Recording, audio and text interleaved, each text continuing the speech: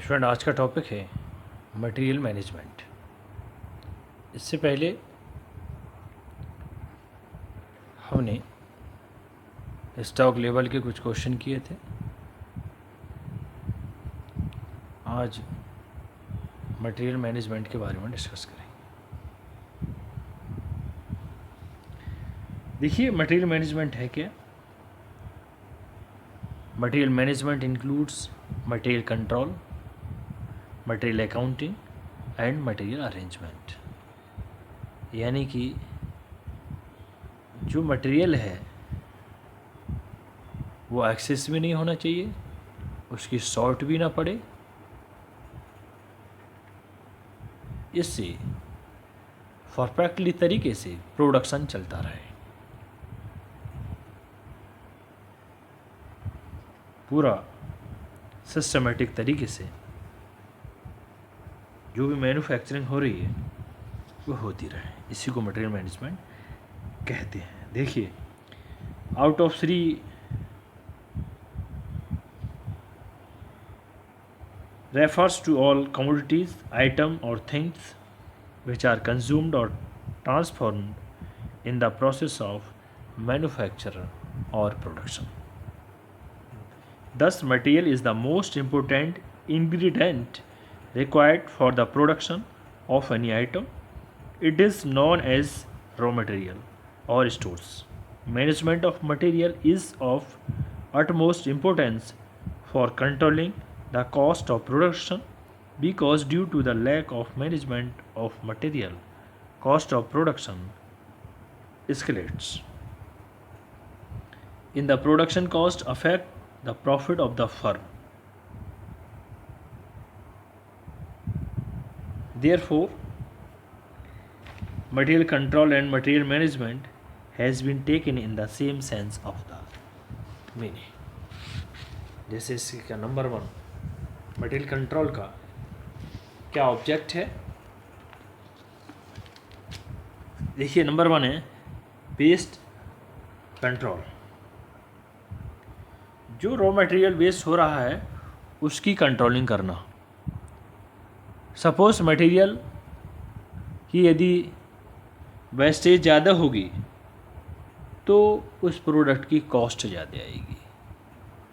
Suppose आपने material इतना मंगाया जिससे 100 यूनिट बन के तैयार हो सकते हैं, यानी 100 यूनिट, और यूनिट बन के तैयार होती हैं। सपोज कोई भी प्रोडक्ट 100 बन के तैयार होते हैं और यूनिट बनते केवल 98, यानी 2 यूनिट्स कम बनी। इसका मतलब क्या हुआ, जो 2 यूनिट्स कम बनी हैं उनका कहीं ना कहीं वेस्टेज ऑफ मटेरियल हुआ है, यानी मटेरियल का वेस्टेज हुआ है। अब खर्चा तो उतना ही है 100 यूनिट बराबर, लेकिन 98 यूनिट बनकर रेडी हुए। इसका मतलब उनका सेलिंग प्राइस अब थोड़ा इंक्रीज़ करना पड़ेगा या फर्म का प्रॉफिट कम होगा, अपना प्रॉफिट कम ऐड करना होगा। तो सबसे पहले waste control. It means waste control basically means to control the damage और loss of material during the storage and issue. If the storing and issue of material is not put under proper control, it may result in damage or loss of material in the store, or may result in the wastage during transit, that is, while transferring material from store in the production house. Damage or wastage in material increase the cost of production. Hence, the main objective of material control is to control the wastage or damage of material. Student, यदि हम wastage material पर control नहीं करेंगे तो cost of production ज़्यादा आएगी। Cost of production यदि ज़्यादा आएगा तो जाहिर सी बात है फर्म को लॉस हो सकता है या प्रॉफिट उसका कम होगा। Next, control over theft of material. या मटेरियल चोरी हो जाता है उसके ऊपर कंट्रोलिंग करना। जैसे if the proper control is not exercise on material, it may result in the theft of it, because of lack of control, it would become difficult to know whether the loss of material is due to damage or due to theft. Usually, when there is lack of control or no control, theft is represented as damage of material. It is therefore imperative to have proper material control. इसके बाद number 3, price control. देखिए, control on the price of material is one of the main objective of the material management. If purchase of material is kept under full control and purchase procedure is systematic and under control, then the excess price shall not be paid on the purchase of material. The entire procedure of keeping material price under control has been explained hereafter. यदि product की cost ज़्यादा आएगी तो उसका price भी ज़्यादा निश्चित करना होगा, निर्धारित करना होगा. और यदि प्राइस ज़्यादा होंगे तो फिर कंपटीशन का युग है, तो प्रोडक्ट की सेल होने में प्रॉब्लम क्रिएट होगी. इसलिए प्राइस कंट्रोल करना भी ज़रूरी है. Next, continuous availability. नंबर 4, देखिए, the material should be made available as per the need of production department and also as per the requirement of business.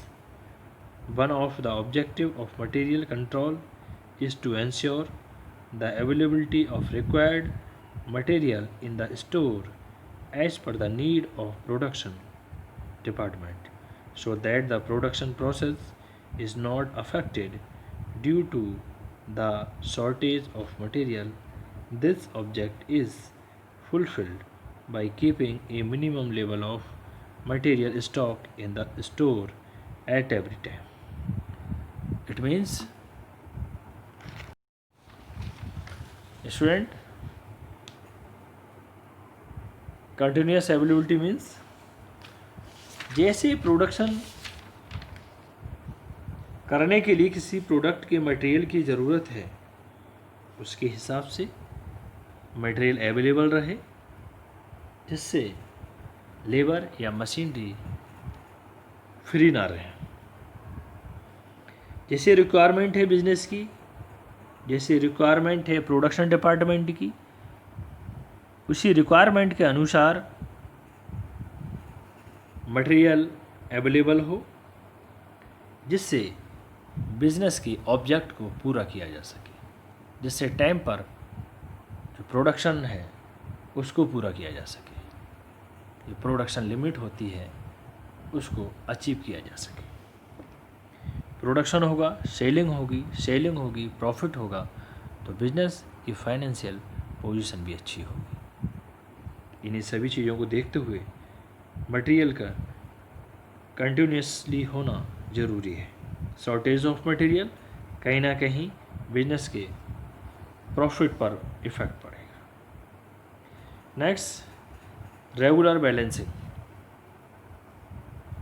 It means to maintain a system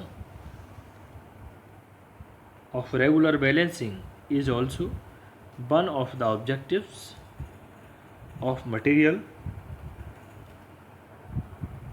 control. This system keeps the management informed about the availability of material in store at any time. Regular balancing saves the concern from misappropriation of material by the employees. Effective internal check system will ensure regular balancing. यानी regular balancing का उसे maintain बनाए रखना, किसको, material control के object को पूरा करने के लिए। स्टूडेंट, नेक्स्ट आता है क्वालिटी कंट्रोल। देखिए, material use for production should have requisite quality so that there is no compromise in the quality of the goods produced. This is possible only when there is an effective control on the purchase of material so that the substandard material is not purchased. Quality control, यदि हम किसी भी product की quality पर ही ध्यान देंगे, जब उसकी मैन्युफैक्चरिंग हो रही है, सोचेंगे बेस्ट क्वालिटी, तो उस क्वालिटी को देखते हुए कहीं ना कहीं उसकी कॉस्ट ज़्यादा आएगी, यानी प्रोडक्शन कॉस्ट ज़्यादा आएगी। जब प्रोडक्शन कॉस्ट ज़्यादा होगी तो उसका सेलिंग प्राइस भी ज़्यादा होगा। इसलिए हमें ये भी ध्यान में रखना है कि क्वालिटी भी अच्छी रहे और उसके रेट भी सस्ते रहें, यानी better quality and cheap price, जिससे उस प्रोडक्ट को मार्केट में सेल करने में आसानी रहे। स्टूडेंट, नेक्स्ट आता है प्रॉपर यूटिलाइजेशन ऑफ फंड्स। जो भी फंड है, जो भी फाइनेंस है, उसका प्रॉपर तरीके से यूटिलाइजेशन करना, सिस्टमेटिक तरीके से एंड टाइमली और समय पर उसका प्रॉपर यूटिलाइजेशन करना। There should be no excessive investment in stock. Investment in material must not lie of funds. Excessive investment will necessarily create interest liability, which will increase the cost of material. Overstocking carries many disadvantages.